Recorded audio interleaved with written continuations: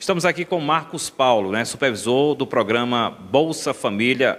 E nós vamos esclarecer algumas dúvidas para toda a população relacionada ao cadastro único, relacionada ao programa Bolsa Família.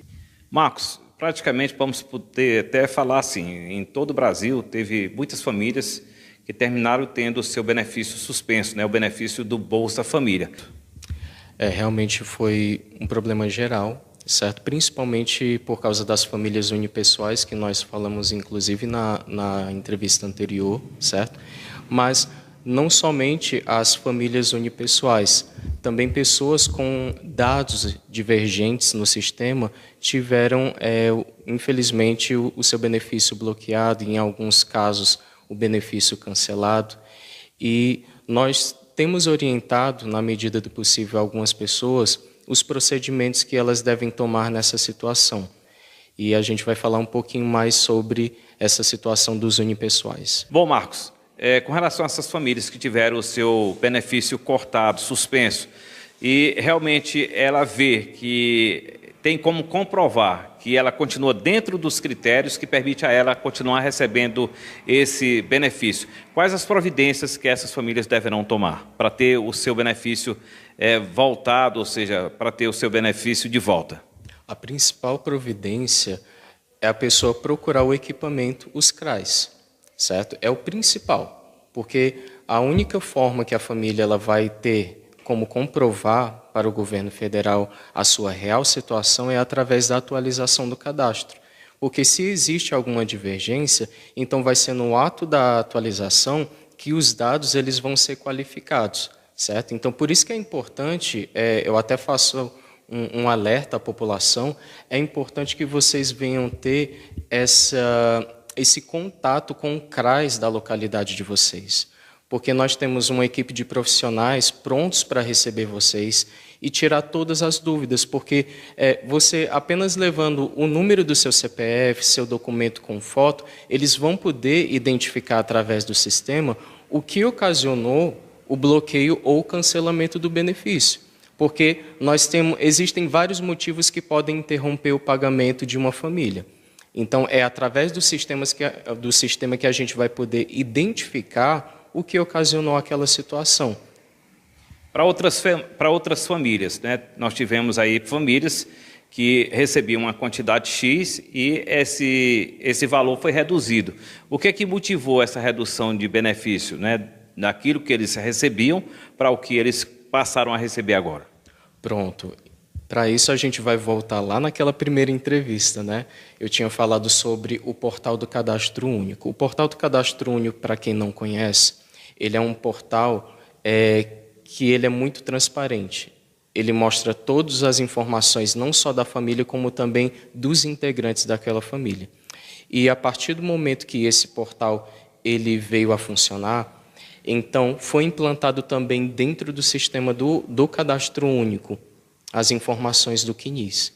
Então, a partir do momento que o CNIS ele foi implantado dentro do Cadastro Único, o que aconteceu? A renda automaticamente ela foi atualizada, sem a pessoa ir até o CRAS, porque eles já puxaram as informações do CNIS e implantaram dentro do sistema do Cadastro Único, que é conhecido como V7, a versão 7, que é o sistema do Cadastro Único.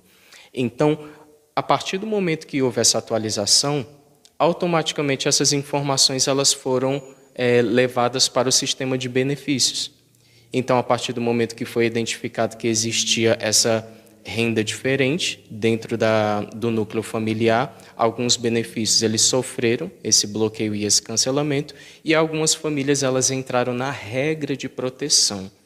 Então, por que eu estou, Marcos, recebendo só a metade do Bolsa Família? Por causa da regra de proteção. O que é a regra de proteção? Ela funciona da seguinte forma.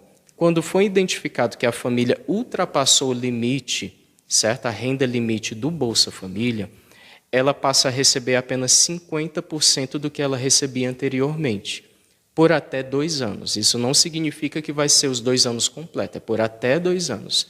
Então, esse 50%, pela lógica, ele vai servir para que a família ela venha se estabilizar e o benefício ele não venha a ser cortado por imediato, certo? Então, provavelmente essa família que ela está recebendo a metade do benefício é porque ela já entrou na regra de proteção. Aí, de repente, a pessoa fala assim, Marcos, mas eu atualizei o meu cadastro, eu estou dentro do perfil. Então, provavelmente, a responsável pelo cadastro, ela excluiu alguém que tinha renda. Então, ela ficou recebendo a metade do benefício e quando for comprovado que aquela composição realmente ela está correta, então vai voltar o valor integral. Bom, com relação à questão das famílias unipessoais, geralmente foram as famílias que mais foram afetadas com esses cortes. Por conta de quê, Marcos? Infelizmente, nós tivemos aí um grande volume de famílias que fizeram cadastro informando que moravam sozinhas, certo? Só porque esse volume de famílias cresceu de uma forma absurda. Então, o que acontece? Imediatamente, foram todas bloqueadas, né? Como eu já tinha falado até na entrevista anterior, né, sobre essa situação dos unipessoais. E foram todos, infelizmente, até aquelas pessoas que realmente tinham perfil para estar recebendo o benefício, elas também foram atingidas. Então, devido a esse alto volume que teve de famílias unipessoais, ocasionou esse bloqueio em massa e nós tivemos que começar esse trabalho da busca ativa, né? A gente começou a visitar, né? As equipes de visitadores, melhor dizendo, começaram a visitar todas essas famílias unipessoais para que pudessem ser comprovado que realmente aquela família ela mora sozinha. Aí, de repente, alguém pergunta, Marcos, mas como é que vai comprovar que realmente a família mora sozinha? Primeiramente, a visita é a principal.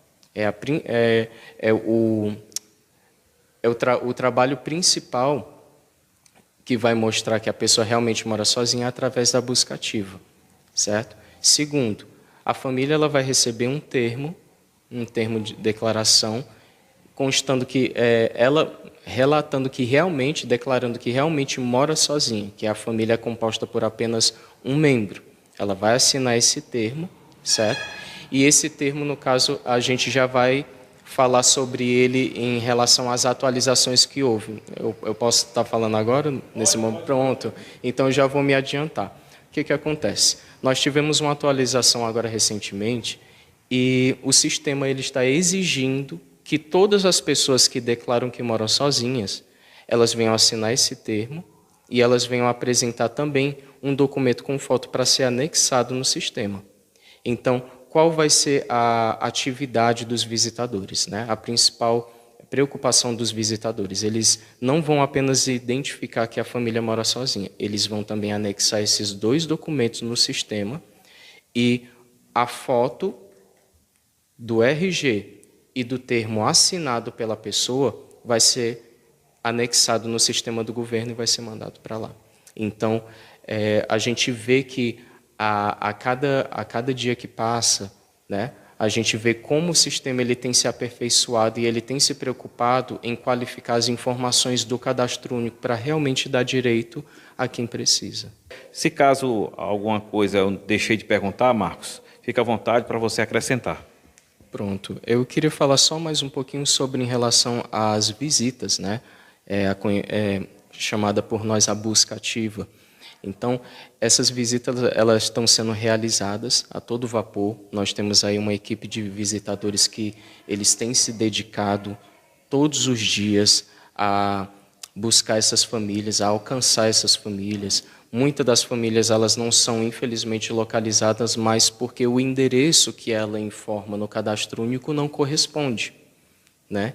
Então, fica difícil realmente de localizar a família, como já chegou situações de famílias chegarem até o equipamento e acabarem se alterando com o visitador porque não recebeu a visita e quando o visitador ele foi identificar, não era o mesmo endereço.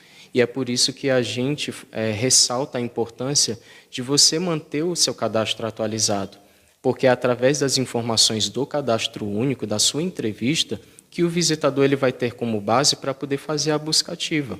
Como o visitador ele vai poder localizar a família se o endereço ele não é o mesmo, certo? Então, Marcos, mas disseram para mim que é só de 2 em 2 anos que a gente tem que fazer a atualização do cadastro.